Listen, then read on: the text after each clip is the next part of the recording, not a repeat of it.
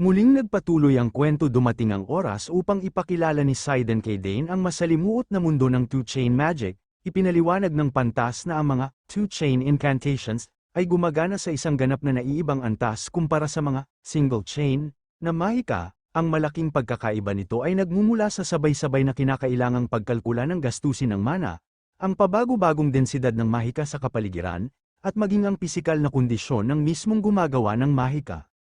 Ayon sa kanya, ang komplikasyong ito ang pangunahing dahilan kung bakit maraming nais maging salamangkero ang sumusuko. Ang matinding pagsubok na dulot nito ay tila hindi kayang lampasan ng karamihan. Habang nagpapaliwanag ang nakatatandang salamangkero, tahimik namang nagsusulat ng mga tala si Dane. Ang hindi inaasahang kasipagan nito ay labis na ikinagulat ni Sidon. Nagtaka siya kung nakikinig ba talaga ang binata, sapagkat hindi niya inaasahan na may susulat ito mula sa kanyang paliwanag. Dahil dito, napag-isip-isip niya na malamang ay hihilingin din ng bata ang pagpapadali ng aralin sa bandang huli. Pinanindigan niya na ang ipinaliwanag pa lamang niya ay ang pinakapangunahing bahagi ng paksa. Sa kabila ng kanyang pag-aalinlangan, tinanong niya ang bata kung naiintindihan ba nito ang kanyang itinuro. Agad namang inamin ng bata na naunawaan niya ito at ipinaliwanag pa ang kanyang natutunan. Hindi lamang niya naunawaan ang komplikadong magical rearrangement code, kundi natuklasan din niya ang mas malalim pang kaalaman tungkol sa mahika. Labis na nagulat si Sidon, hindi siya makapaniwala na tunay ngang naintindihan ng bata ang napakahirap na paksa. Sa kanyang pagtataka, mariin niyang tinanggihan ang posibilidad na ito, kaya't hinamon niya si Dane na ipaliwanag ang mga prinsipyo ng batas ng magical rearrangement. Para sa isang ganap na henyo, ang hamong ito ay isang napakadaling gawain. Agad na nagsimulang ipaliwanag ni Dane ang una at pinakapundamental na batas, ang batas ng pagkakaugnay. Ipinaliwanag niya kung paano markeng magkasabay na umiral ang enerhiyang mahika sa pisikal na mundo at kung paano ito nakikisalamuha sa iba pang mahiwagang elemento. Ayon sa kanya, ang prinsipyong ito ay nakasentro sa pagkakaisa ng mana, kung paano ginagamit ng mga salamangkero ang kanilang sariling enerhiya at ang mahika sa paligid upang makalikha ng kanilang mga spell. Matapos ang kanyang maayos na pagpapaliwanag, isiniwalat ng binata ang ikalawang batas, ang batas ng konserbasyon.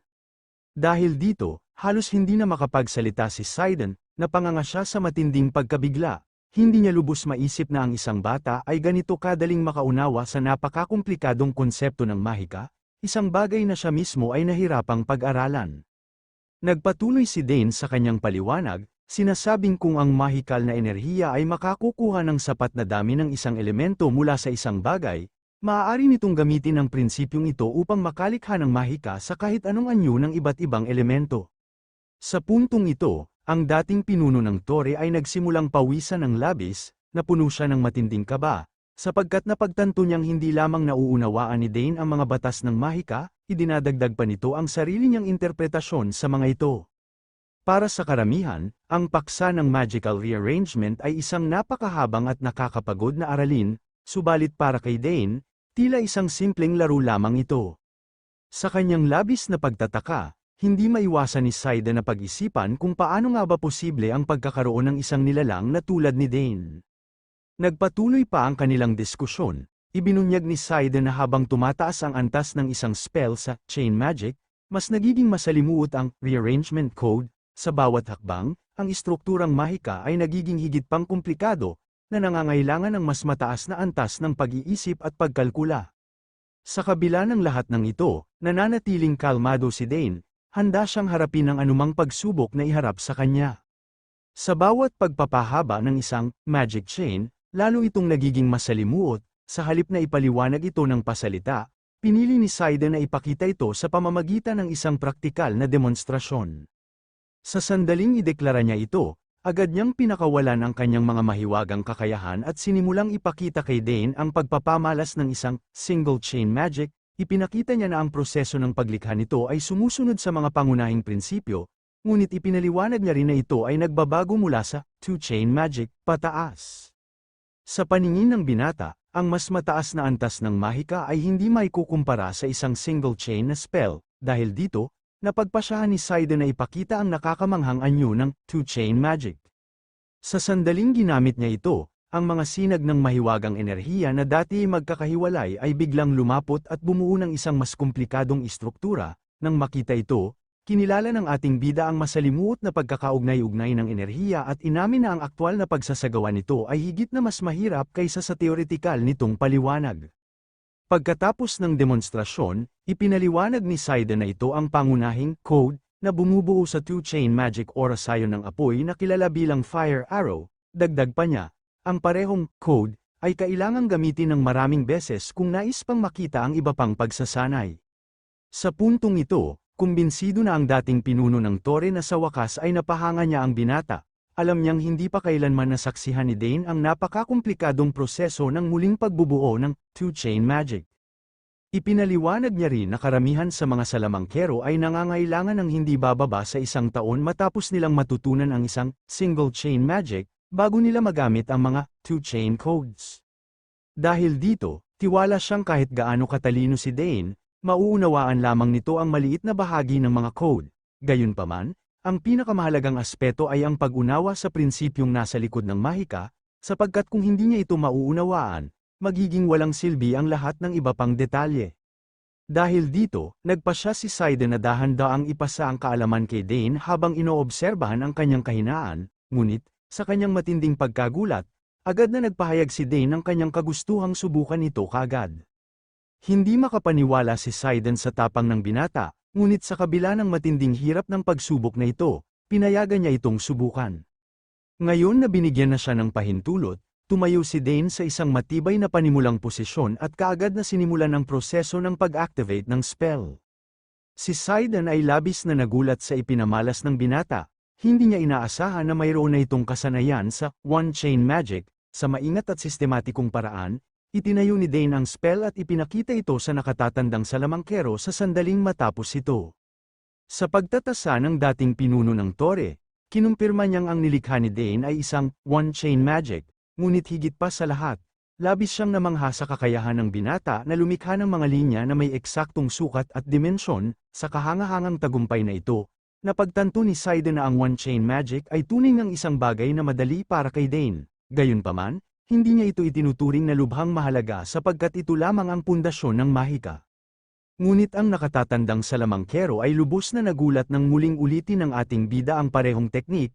Sa puntong ito, hindi makapaniwala si Seiden, perpektong naulit ni Dane ang rearrangement code ng walang kahirap-hirap. Labis siyang namangha sa pagkakasanay ng binata sa two-chain magic at hindi niya lubos maisip kung paano ito naunawaan ng bata sa isang beses lamang na pagmamasid. Sa kanyang matinding pagkabigla, tinanong ni Seiden kung paano ito nagawa ni Dane. Ipinaliwanag ng batang henyo na inalala lamang niya ang mga prinsipyo at pagkakasunod-sunod na kanyang napansin sa demonstrasyon. Aniya, naging madali ito nang maipinta niya ang mahika sa kanyang isipan. Pagkarinig nito, ang dating pinuno ng Tore ay tuluyang natulala, napagtanto niyang may pambihirang talento ang bata at inamin na siya mismo ay matagal bago niya natutunan ang two-chain magic. Ang kakayahan ni Dane na may sigaw ito nang hindi gumagamit ng isang bilog ay mas lalong kamangha-mangha. Sa akala ni Seiden na tapos na ang pagtatanghal ng binata, muling nagdeklara si Dane ng kanyang hangaring subukan ang Fire Arrow technique. Gaya ng inaasahan, muling nabigla ang veteranong salamangkero. Bago pa siya makapagsalita, agad na sinimula ng ating batang bayani ang paglikha ng mahika. Gamit ang kanyang bagong natutunang kaalaman, tinipon ni Dane ang enerhiyang mahiwaga sa paligid at ginamit ito upang buuin ang mga nag-aapoy na palaso. Nang makita ito, isang matinding pagkaunawa ang biglang sumiklab kay Seiden, tama at gumagana ang Fire Arrow. Habang pinagmamasdan ang buong eksena, hindi makapaniwala si Seiden, muli nanlaki ang kanyang mga mata at napanganga sa pagkagulat. Hindi niya kayang ipaliwanag kung paano ganito kabilis natutunan ni Dane ang teknik. Sa puntong ito, napagtanto niya na kung may ganitong talento ang binata, tiyak na maabot nito ang pinakamatataas na antas ng mahika, kahit ang napaka-ailap na 9-chain magic. Habang patuloy na kinokontrol ni Dane ang nag-aapoy na mga palaso, tinanong niya ang matanda kung tama ang kanyang pagsasagawa. Agad namang tumango si Seiden, kinikilala ang napakabilis na pagkatuto ng binata. Ipinahayag naman ni Dane ang kanyang sariling pagkagulat sa kanyang tagumpay sa unang pagsubok pa lamang. Labis siyang namangha na agad niyang nagawa ito nang walang kahirap-hirap. Dahil sa pangyayaring ito, isang pangitain ang biglang sumagi sa isipan ni Seiden. Kapag nalaman ng mundo ang tungkol sa isang batang salamangkero na walang magic circle, tiyak na ito ay magdudulot ng kaguluhan. Dahil dito, napagpasyahan ng dating pinuno ng Tore na dapat niyang panatilihing lihim ang pambihirang kakayahan ni Dane, kahit hanggang hindi pa siya opisyal na nagiging kanyang alagad. Matapos makita ang likas na talino ng bata, napag-isipan ni Sidon na mas mainam na gumawa ng panibagong code para kay Dane, agad namang pumayag ang ating bida. Sa pagtatapos ng araw, nag-isip si Sidon kung paano niya maisusulat ang kanyang liham ng rekomendasyon para sa akademya. Kinagabihan, bumalik si Dane sa kanyang silid, habang nakahiga sa kanyang kama. Pinag-isipan niya kung gaano kapana-panabik ang mga aralin sa mahika. Sa kanyang sarili, napagpasyahan niyang dapat niyang pagsamahin ang teoretikal at praktikal na pag-aaral ng mahika upang lubos na maunawaan ang sining nito. Ngayon na may kakayahan ng gumamit ng mahika, muling binal-ika ng batang Maharlika ang kanyang nakaraan, naalala niya ang panahong napilitan siyang talikuran ang mahika. Wala siyang ibang pagpipilian kundi isuko ang hangaring matutunan ito, sapagkat ang kanyang buhay noon ay nasa bingit ng kamatayan. Ang pag-aaral ng mahika ay isang luho na hindi niya kayang pag-aksayahan ng oras, ang kanyang kaligtasan ay nakasalalay lamang sa kanyang kakayahan sa espada. Sa simula, ang edukasyon sa mahika ay nakatuon sa teoretikal na kaalaman bago pa man matutunan ang aktwal na paggamit ng mga spell. Gayunpaman, sabik si Dane sa kanyang bagong buhay, sa pamamagitan ng pagsasama ng mga aral na itinuro ng kanyang nakatatandang kapatid at ng kanyang likas na talento, inaasahan niyang makakamit niya ang pambihirang pag-unlad kahit na may kaunting gabay lamang, at dahil sa pagtuturo ng isang dating awtoridad ng Tore, tiyak niyang uunlad siya, kaya habang nakahiga sa kanyang kama, iniisip niya ang mga mahiwagang sining na malapit na niyang matutunan. Lumipas ang 2 linggo, si Dane at Sidon ay humarap sa Count upang magharap ng isang mungkahi. Gayunman, itinuturing ng Count na medyo kapangahasang hiling ito, nais nilang lumikha ng isang mahiwagang timpla ngunit kulang sila sa kailangang sangkap, kaya kailangan nilang kunin ang mga ito mula sa labas ng ari-arian ng kanilang pamilya. Tulad ng inaasahan, hindi mapakali si Arken sa planong ito, ngunit ang matandang tagapaglingkod ay pinakalma siya, sinasabing natutunan na ng binata ang 4 na rearrangement sequences. Natural, nagulat ang ama ni Dane sa revelasyong ito, sapagkat ang pagmaster ng isang sequence ay karaniwang nangangailangan ng hindi bababa sa 1 buwan, bukod pa rito, bihira ang may kaalaman tungkol sa mga mahiwagang sangkap, kaya tinanong niya ang kanyang anak kung saan niya natutunan ang impormasyong ito. Ipinahayag ni Dane na nakuha niya ang kaalamang ito habang nagbabasa ng mga grimoire sa kanilang aklatan, aminado siyang labis siyang naakit sa nilalaman ng mga ito. Sa narinig, biglang napatawa ng malakas si Sidon. Sinasabing ang mga henyo ay laging may natatanging pananaw sa buhay, hindi niya kailanman inasahan na mahuhumaling ang batang Panginoon sa paggawa ng mahiwagang likha, lalo na't karamihan ay itinuturing itong nakakabagot. Gayunpaman, tiniyak ni Sidon na lubos na mag-e-enjoy si Dane sa pagkuha ng mga kinakailangang sangkap, lalo na't kitang-kita ang interes ng binata sa paksa. Sandaling natahimik ang Count, ngunit matapos niyang lubusang maunawaan ang sitwasyon, napagtanto niyang magiging isang mahalagang karanasan ito para sa kanyang anak. Sa huli, pinayagan niya si Dane na lumabas, sabay himok sa kanya na tuklasin din ang kanilang teritoryo. Agad namang pumayag si Dane, may matamis na ngiti sa kanyang mukha. Isang araw sa saganang bayan ng Suggrace nagbago ang tanawin at lumipat ang kwento sa mataong lansangan ng Suggrace County. Isang malawak na tanawin ng bayan ang ipinakita, mula sa mga kabataan hanggang sa matatanda. Lahat ay nagdiriwang habang si Dane ay buong siglang nangangabayo sa mga lansangan. Hindi nag-iisa ang ating bida, kasama niya, si Sidon, at ang kanyang tapat na tagapaglingkod, si Herman. Habang binabaybay nila ang mataong kalye, ilang mga bata ang tumawag sa kanya.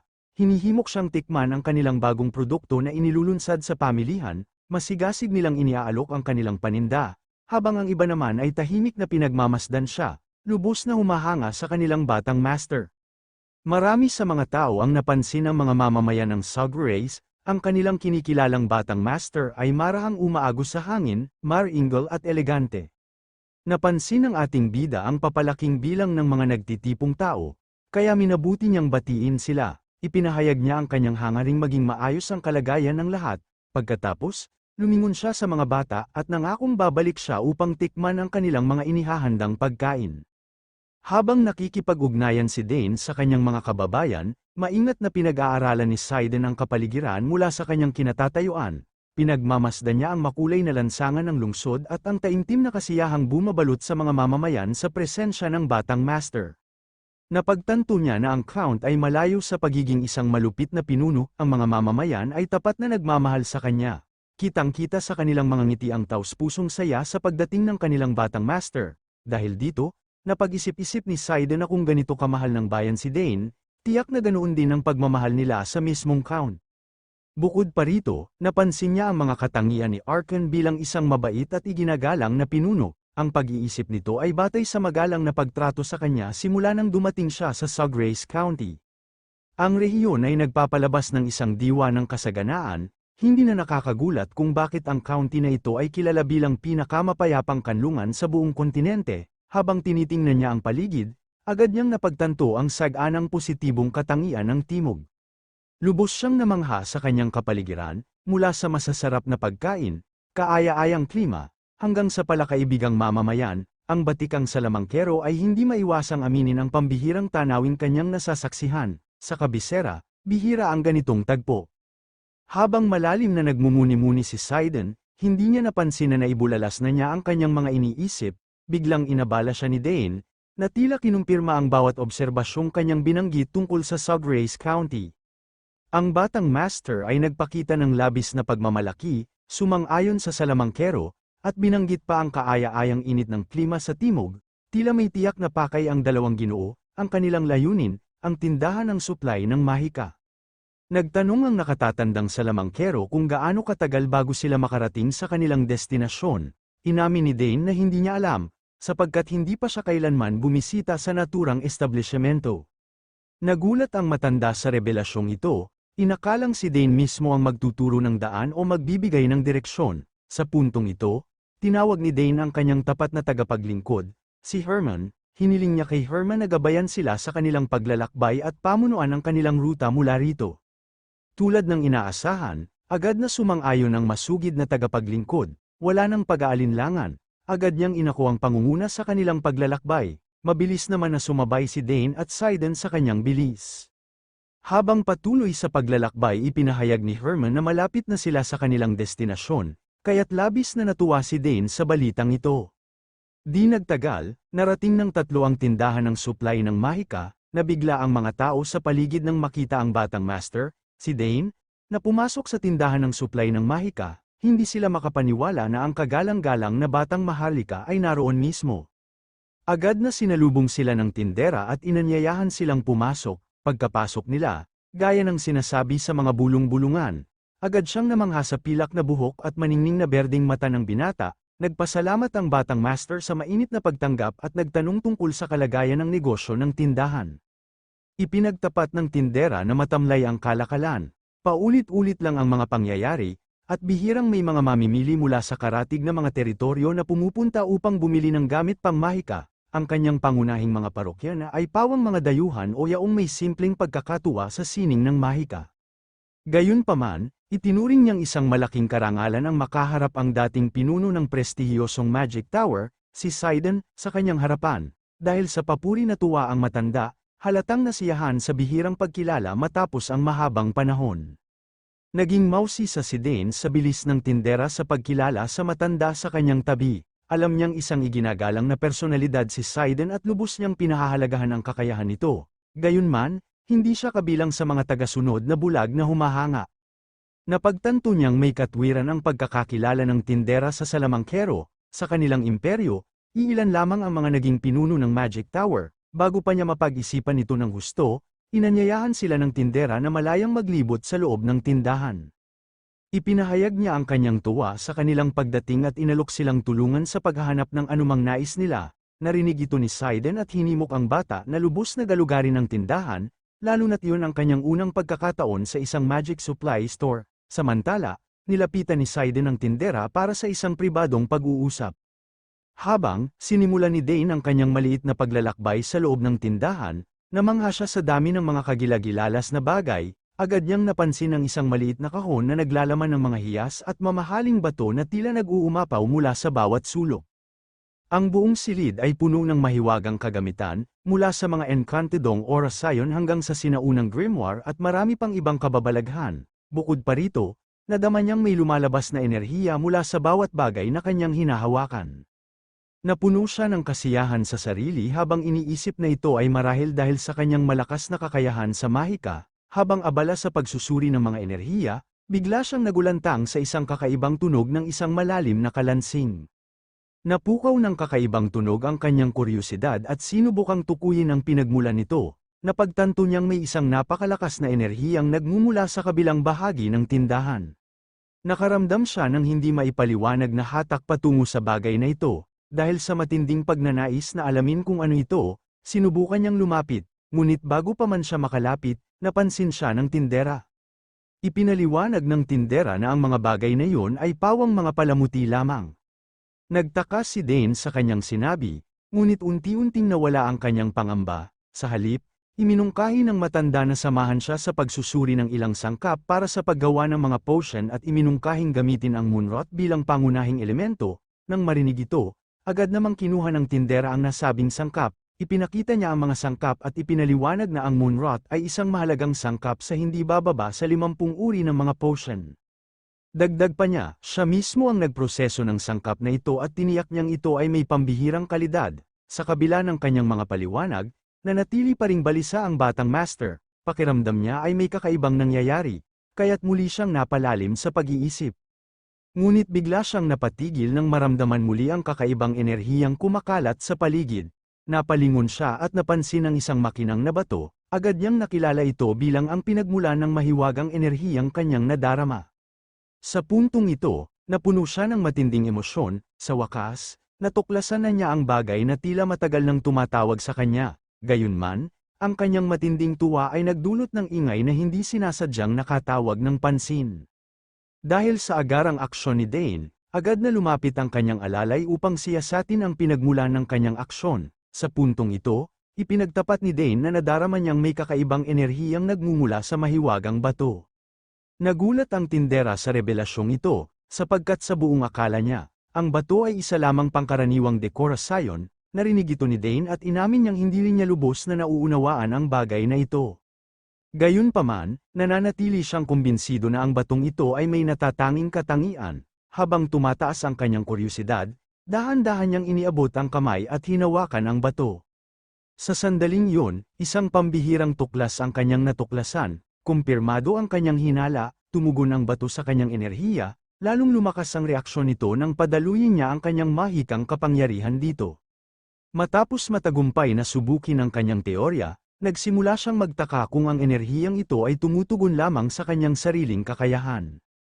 Habang siya'y nakapako sa malalim na pag-iisip, nagpatuloy naman sa kanilang usapan sina Sidon at ang tindera, ipinakita ng babae ang iba pang sangkap na nasa kanyang tindahan, ipinagmamalaki ang kalidad ng kanyang mga paninda.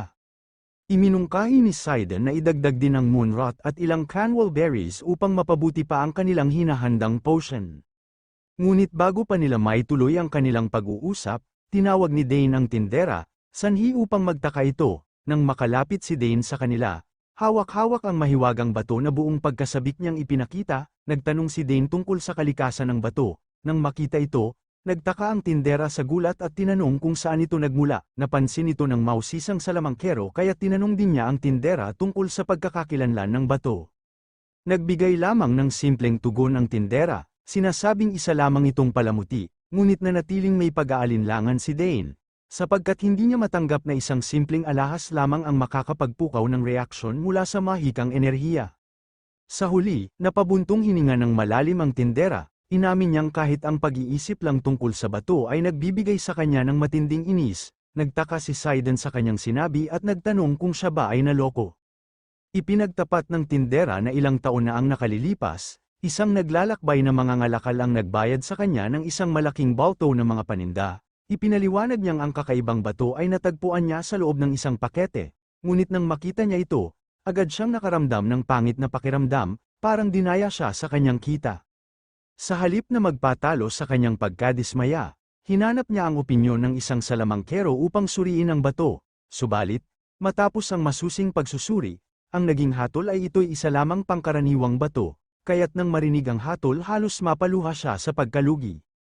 Dahil wala siyang mapaglagyan nito, ibinalik niya ito sa kanyang tindahan at inilagay lamang sa isang maalikabok na estante. Para kay Dane, kakaiba ang kwentong ito. Ngunit lalo lamang nitong pinatatag ang kanyang paniniwalang hindi pangkaraniwan ang naturang bato.